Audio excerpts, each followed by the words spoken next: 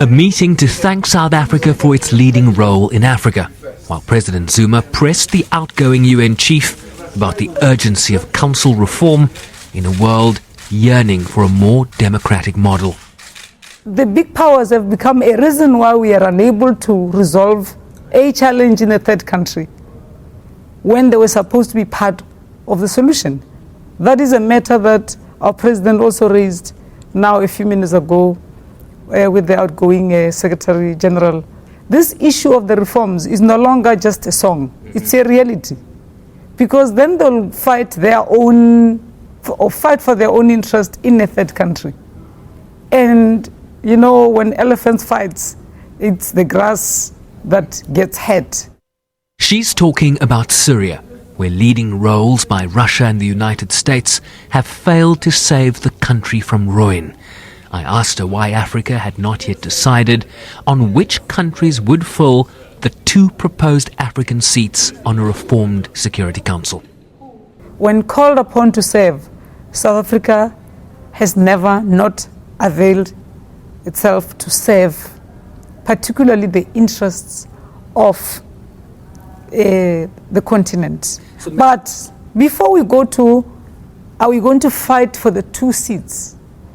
Can we find the seats first so that we fight over them? So sometimes it's convenient to make Africans fight over non-existent seats. But we have made our case very clear that called upon, we will serve. Let me ask it to you a different way then, Minister. Would you be okay with it if you were not called upon to serve as a permanent member of the council? It will be abnormal because we are part of any peace initiative that has taken place in South Africa.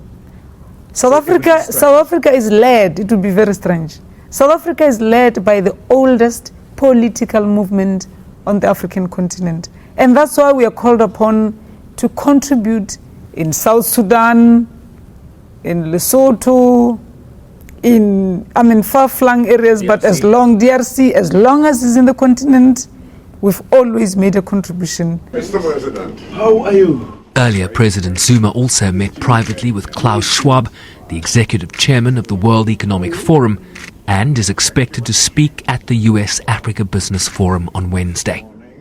The message has been for a number of years that South Africa is open for business. I'm sure you might have seen a Bloomberg analysis that shows South Africa is attracting the most number of foreign direct investment for projects in Africa today.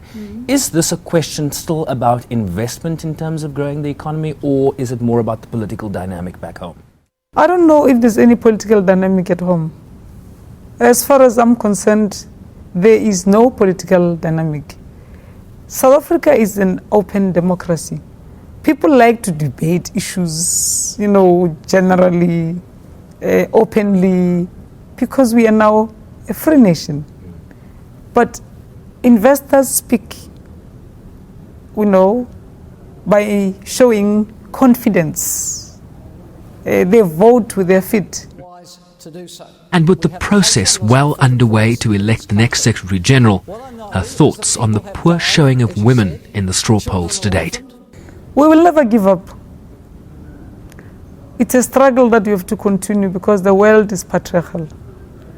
Yesterday in the NAM summit, I looked around the table to check how many women leaders were there, and I realized that we still have a long way to go. But it is not just a challenge of developing countries, but also developed countries. So we are marching on. But it's a slow march, encountering an army of resistance on their way. Bryce-Pease, SABC News, New York.